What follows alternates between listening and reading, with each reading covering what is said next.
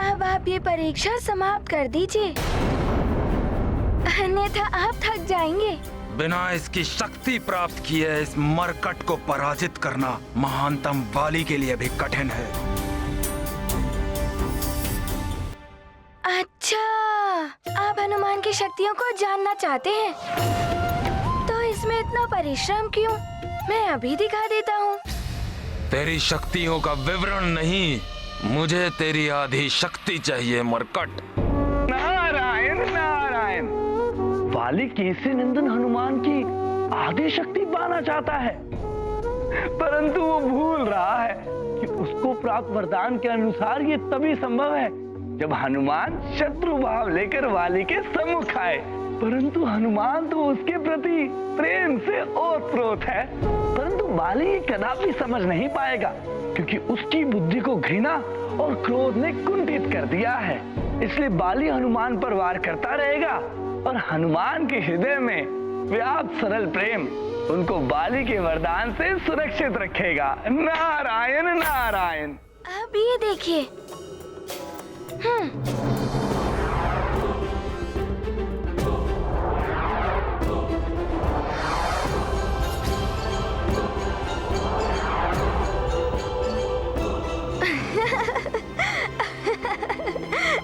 अरे कहाँ चला गया मरकट?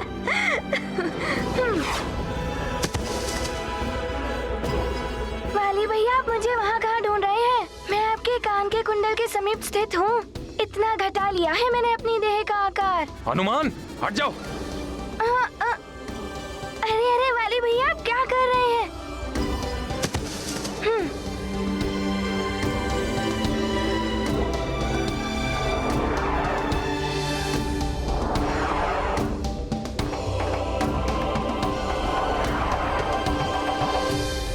वाली भैया, आपको ज्ञात है मैं अपनी श्वास के प्रवाह से बड़े बड़े पर्वत हिला सकता हूँ। अभी दिखाता हूँ।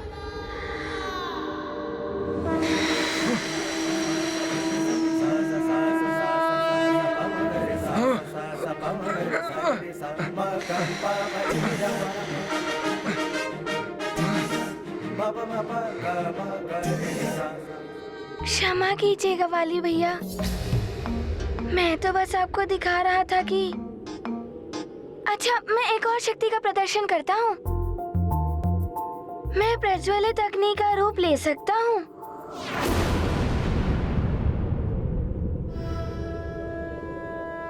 मैं अग्निदेव तुम्हें वरदान देता हूँ कि कितनी भी भीषण अग्नि हो, उसकी ज्वाला तुम्हें किसी भी प्रकार से हानि नहीं पहुँचाएगी।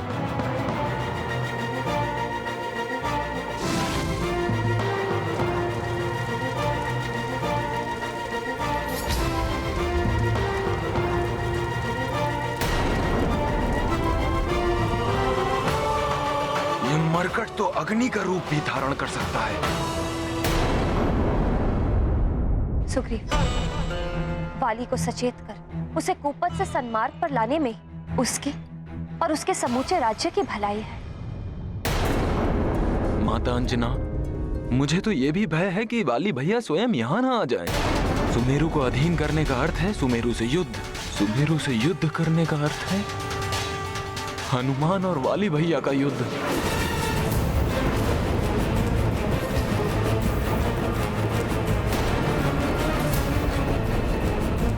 जो वाली भैया के लिए घातक सिद्ध हो सकता है। हाँ पुत्र सुग्रीव, इस बात का भय तो मुझे भी है।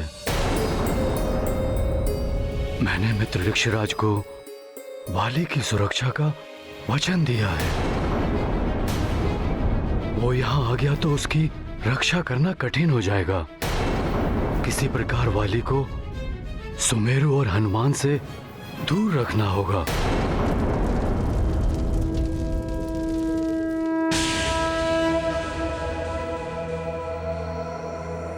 अब ये देखिएगा वाली भैया।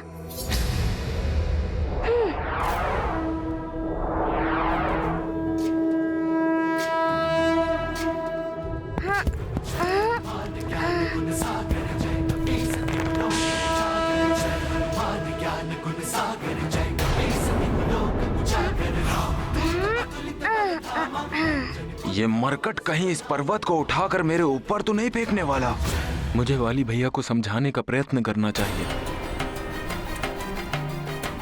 परंतु उससे पूर्व मुझे उन्हें हनुमान के सम्मुख आने से रोकना और भी आवश्यक है।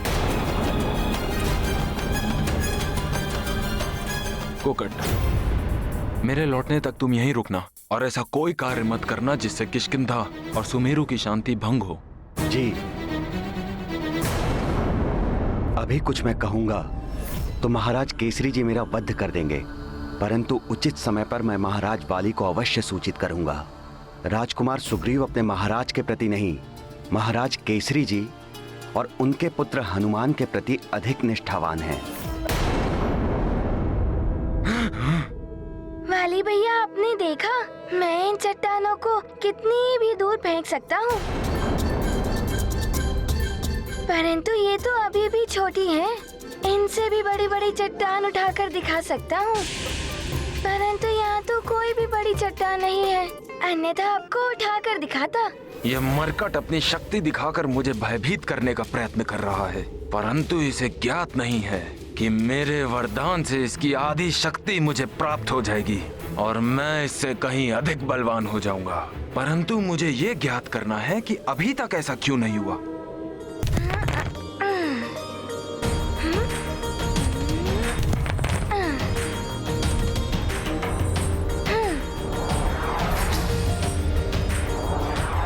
कितने भोले और निष्कपट हैं हनुमान। बाली के घृणित प्रयोजन का उन्हें लेश मात्र भी अनुमान नहीं है। परंतु माधव, एक बात समझ में नहीं आई कि बाली हनुमान के प्रेम से परिपूर्ण निर्मल पवित्र मन को क्यों नहीं देख पा रहे हैं। प्रिय, जिस व्यक्ति के हृदय में घृणा और प्रतिशोध के भाव वास करते हैं, उसकी दृष्टि कुछ भी अच्छा नहीं देख पाती। वो अन्य लोगों में भी अपनी प्रति छाया ही देखती है। ऐसे व्यक्ति स्वयं के प्रति सुविचार रखने वालों को भी अपमानित और तिरस्कृत करते हैं। यदि वाली हनुमान के प्रति शत्रु भाव त्याग दे, तो हनुमान उसको आधी क्या अपनी संपूर्ण शक्ति समर्पित कर दे। परंतु वाली ये बात समझ नहीं पा रहा है। सत्य है, घृणा से वशीभूत होकर व्यक्ति धर्म अधर्म, अपना पराया और यहां तक कि अपने हित अहित के विषय में भी कुछ समझ नहीं पाता, जिसका परिणाम सदैव उस व्यक्ति का विनाश ही होता है।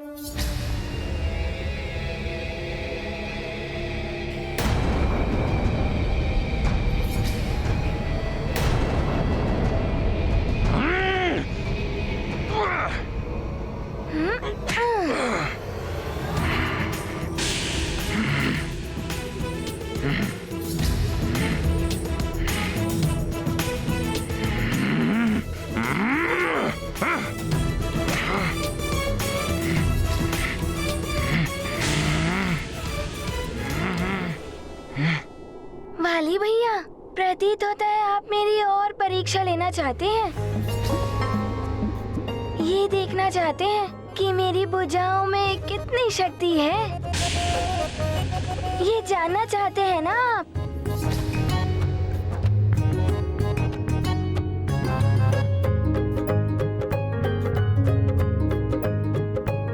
क्यों वाली भैया, अब तो आप जान गए ना कि मेरी भुजाओं की शक्ति में कितनी वृद्धि हुई है।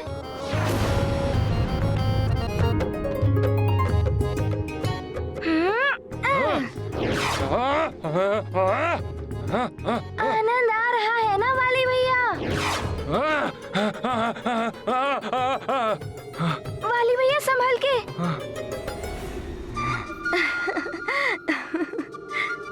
वाली भैया, अब तो आप संतुष्ट हैं ना कि आपकी अनुपस्थिति में हनुमान ने समय व्यर्थ नहीं किया? अब तो मेरी परीक्षा पूर्ण हुई ना, तो हनुमान हनुमान को अपने गले से तो लगा लीजिए।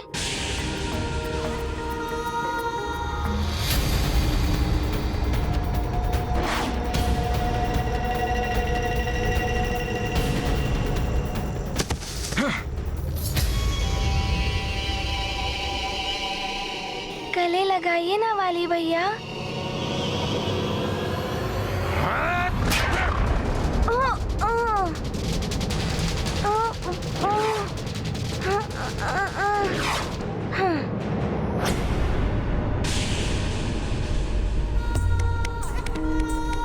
वाली भैया और कितनी परीक्षा लेंगे मेरी?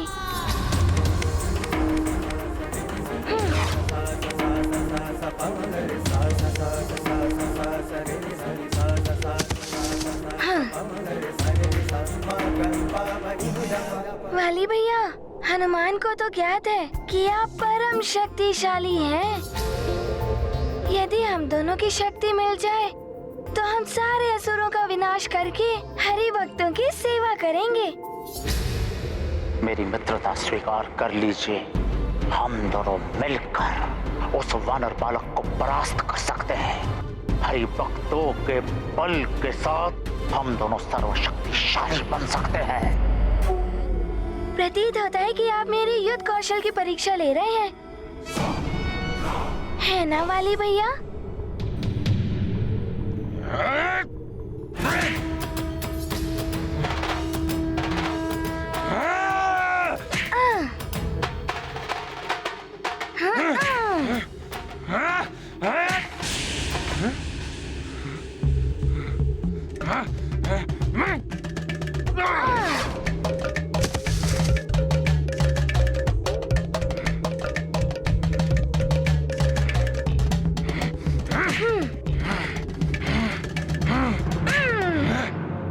वाली भैया को क्या हो गया है?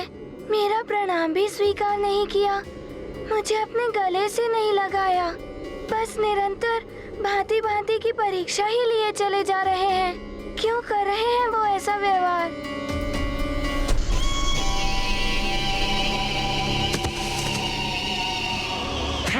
वाली भैया, अरे वाली भैया, नीचे उतारिए मुझे वाली भैया। वाली भैया, ये आप क्या कर रहे हैं वाली भैया?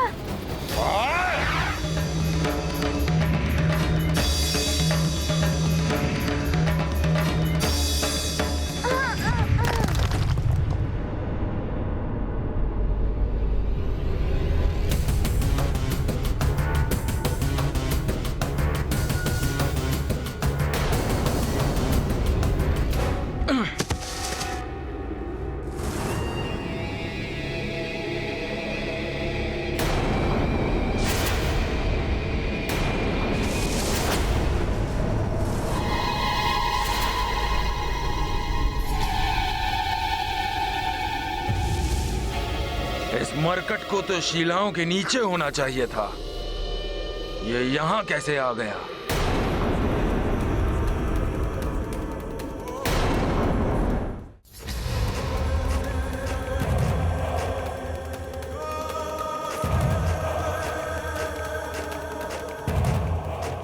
कायरों के भांति छुपो नहीं, सामना करो मुझ महानतम वाली का।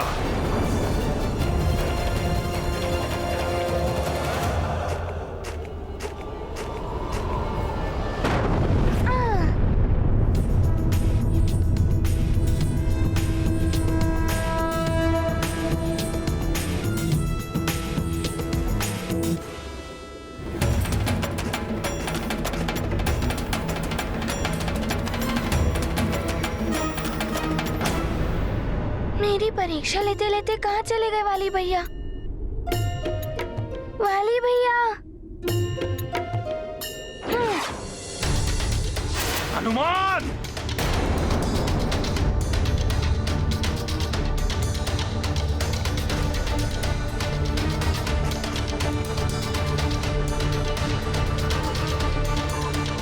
वाली भैया किसका पीछा कर रहे हैं? हनुमान!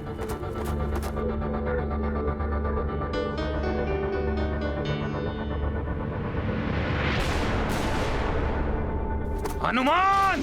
कहाँ हो? ये तो बड़ी तीव्र गति से मेरे पीछे आ रहे हैं। इन्हें यहाँ पहुंचकर मुझे पकड़ने में अधिक समय नहीं लगेगा। मुझे इन्हें भ्रमित करने के लिए कोई और उपाय सोचना होगा।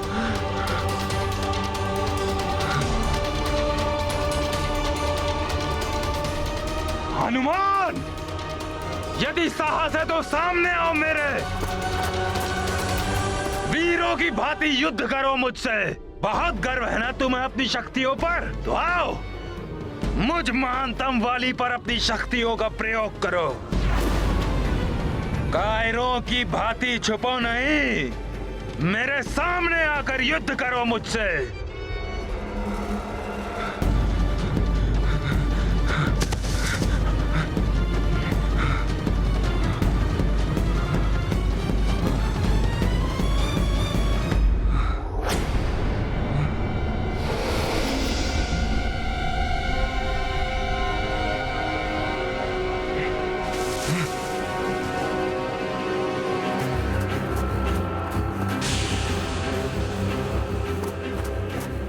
रुको, रुक जाओ।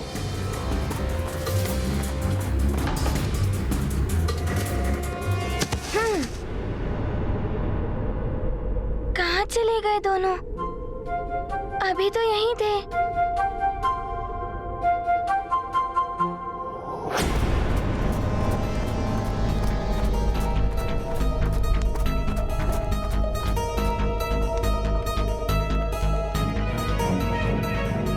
ये गुफा तो बड़ी घुमावदार है। इसमें तो कोई भी खो सकता है। यदि इसमें वाली भैया थोड़ी देर के लिए भी घूम जाए तो मुझे हनुमान को उनके सम्मुख आने से रोकने का अवसर मिल जाएगा। हनुमान!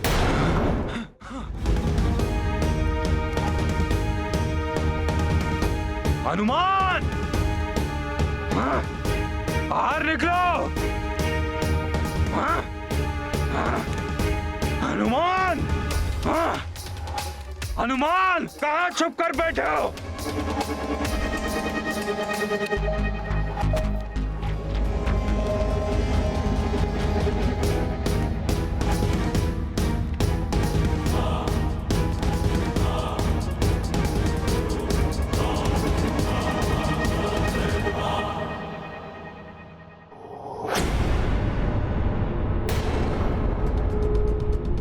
अवश्य वे दोनों इसी गुफा के भीतर गए होंगे।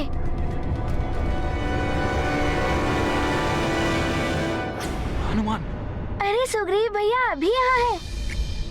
कहीं आप दोनों मिलकर हनुमान से क्रीड़ा तो नहीं कर रहे? हनुमान! कहाँ छुप कर बैठे हो? नहीं हनुमान, ये कोई क्रीड़ा नहीं है। अब तो ये गंभीर बात है। पहले हमें वाली भैया की दृष्टि से बचकर कहीं छुपना होगा। फिर मैं तुम्हें सब कुछ गंभीरता से बताऊंगा। आ जाओ।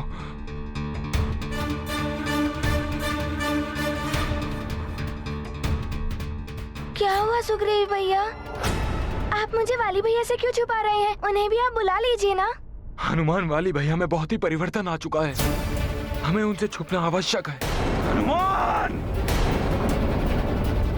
वाली भैया पुकार रहे हैं। उस गुफा के भीतर अवश्य वो किसी संकट में होंगे। नहीं नहीं हनुमान, तुम उनके पास नहीं जा सकते। वाली भैया संकट में नहीं है, बल्कि वाली भैया हमारे लिए संकट है। ये आप क्या कह रहे हैं सुग्रीव भैया? मेरा विश्वास करो हनुमान, जब से वाली भैया तप पूर्ण करके लौटे हैं, उनके स्वभाव में परिवर्तन आ गया है। मुझे इस घुमावदार गुफा में भटका कर ये मत सोचो कि तुमने बहुत चतुराई का काम किया है। कभी न कभी तो तुम्हें मेरे सामने आना ही होगा। तू अभी आओ मेरे सामने। हाँ। मैं तुम्हें वाली भैया के बारे में सब कुछ बताऊंगा, परंतु यहाँ नहीं, सुमेरु चलकर। वहाँ तुम्हारी आवश्यकता है। क्या सुमेरु में मेरी आवश्यकता है? वहाँ सब सकुशल तो है ना? इतना अधिक में बताने के लिए समय नहीं है हनुमान। बस इतना समझ लो कि तुम्हें वाली भैया से कदापि नहीं मिलना है और अतिशीघ्र सुमेरु पहुंचना है। परंतु हनुमान, मैं तुम्हारा प्रिय मित्र हूँ। विश्वास करो मेरा हनुमान, और शीघ्र सुमेरु के लिए प्रस्थान करो। हनुमान! हनुमान! हनुमान, इसके पूर्व वाली भैया यहाँ आए। तुम शीघ्र ही सुमेरु पहुंच जाओ हनुमान। जी सुग्रीव भैया। वाली भैया में ऐसा क्या परिवर्तन आ गया है, और सुग्रीव भैया मुझे बार बार शीघ्र सुमेरु पहुंचने के लिए क्यों कह रहे थे? कुछ तो गंभीर बात अवश्य ही है।